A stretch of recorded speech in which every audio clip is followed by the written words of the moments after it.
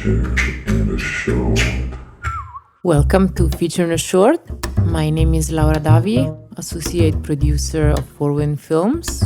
Feature in a Short is a documentary-style film discussion that features short and long-form movies. Today's appointed contributor is Justin Joseph Hall, editor, colorist, director. He is the owner of Fourwind Films. Today he brought his most recent short named Prologue. I won't give too much of an intro, but it just debuted like a month ago. Okay. So you guys were one of the first people to see. During the movie, we served sherry and cookies and also a shot from a flask. We're not just trying to get you guys drunk, but there's a lot of alcohol involved in this particular night. So Okay. Cheers. Cheers. Cheers. After watching the film, we had a short discussion. So for this film, when did the seed of the idea come into your head? That's a funny question because what happened was I had a dream that I was in the beginning of the Rocky Horror Picture Show. I woke up in the middle of the night and I wrote it down, and then I was working at MLB AM, which is the Major League Baseball Advanced Media. And then I met Piper and I read the feature that we want to do called Betty Page in the Modern Age. And she was still working on that. And I had like 10 ideas that I had scripts down for. And I said, let me know which one you want to work on together. And then she chose this one, and she completely reworked it and made it her own. And it's much, much better. Well, if you're saying it evolved out of Rocky Horror, I'm trying to connect these pieces. The only thing I can think of is the sort of road trip aspect of it, because at the beginning of Rocky Horror, they're on this road trip and then they get lost. Is that the connection that you had in your brain? Yeah, that's basically what happened.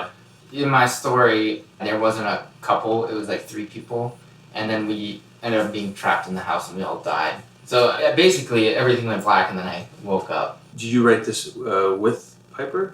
So I just wrote the first idea and Piper wrote the whole thing. And I think at first she thought that I wanted to follow whatever I wrote a lot. And I'm like, don't do that, just do whatever you want. And then she did, and eventually became this. I would be like, this is good, this isn't, cut out a little bit. And then we were having trouble figuring out a way to end it, and then we added characters, subtracted characters, and stuff like that. So.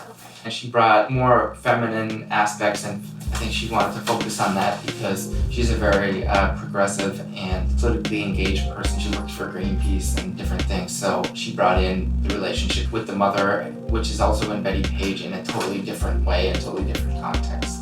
She's not married, but she brought that in, imagining that issue with marriage. So yeah, that was entirely Piper, which I love a lot more because, it was a really fun collaboration. There was many versions. It was interesting watching because I'd never seen writers work before, but she was taking different routes all over the place. Yeah. And then keeping a couple of themes. And I was basically editing the script. So she would send it to me and I would send it back. We did that for like 2 years. Mm-hmm. Wow. And when did shooting start? 2018 in April. So you had a 14-page script, I would imagine. It was 17 and I couldn't. Oh. I almost always, I'm an editor, so I cut it down every step of the way. Yeah. Well, everybody said when they read the script, like, the location is like its own character, so you have to have the right location because we went to a couple places and we went out to California. Went to this place and it's in the middle of nowhere. It's next to Yosemite, so that's all Yosemite in the background that you're seeing. Oh, I was gonna ask where it was filmed. Okay. Yeah. That's interesting. Wow. Right on the edge there, but we're on a ranch that is enclosed. And so the whole crew stayed on the ranch in 3 separate houses, and we're filming in 2 of the houses. And that was pretty magical. I think everybody got there and they're like, oh my God, this is beautiful. It's amazing. You do have the one shot where you see over the drop-offs when driving, and I really wanted it to feel more dangerous and alone, mountainside. So I was happy to get that. But the place, everybody said, oh, it's like magical here. It's just a cool place. And you were on set for the entire filming? Yeah. Well, we were there for 6 days. We did 2 days of rehearsal, and then we did 4 days with the whole crew filming the 17 pages. So about 4 pages a day. And it was my dream come true. Literally and figuratively, I worked 4 years just to get on set. So I was pretty emotional from the first night we got there. Yeah. I think the most interesting thing was when Claudia, who is the lead actress, she said that And it's probably the reason why I cast her, because there's like 3 or 4 we were considering. But one thing that she said that was completely different from everybody is she felt like Julie, the main character, could really feel nature and felt it swelling up and could feel something building after her first audition. So we did all the auditions via like sending in iPhone tapes and stuff. Why did you decide to make the old lady think that she is the mother? Somebody else asked me that recently. I asked Piper, and she said it was to make her be able to have an intimate conversation that she would have with her mother even though she wasn't there. Eraserhead is not only one of the best horror films of all time, but it's also a film about being afraid of being a parent. Yeah, it's true. That's true. Yeah, David Lynch at the time was having his first child. Mm-hmm. And even though he doesn't say it, even though he doesn't really talk about any of his films in terms of like what they mean. But it's interesting because I was thinking about that a little bit, because even though Lynch did it in such a unique way of having this like alien baby thing, at the end of the day it's just a father being paranoid of being responsible for a child. That's it. Or at least my interpretation. It's funny that you say that because yeah. I mean, for the sound design, that was easily my biggest influence when we were doing that. I made the sound designer watch. He'd never seen Eraserhead, and so I made him watch it when he came over. Oh, really? Yeah. But yeah, we tried to get a bunch of different stuff in the house, and I was like, here's some ideas. And I didn't tell him to do anything particular, but I'm like, watch this is what I want, and here's a whole bunch of sounds that I got. And I also told the sound mixer the same thing, but I try to make it more subtle than what he does. Lynch does. It brings the sound to the forefront, and I'm trying to keep it behind a bit. For Justin's feature film, he brought The Rocky Horror Picture Show, which is a cult movie from 1975. I assume you said you were a big fan of Rocky Horror, right? Yeah. So, We love the film, but the participation aspect of it, we might not be as enthusiastic. But we're not going to act it out. Okay, that's what I meant. good. Yeah, the acting out parts. During the movie, we served chicken, a salad, and red wine.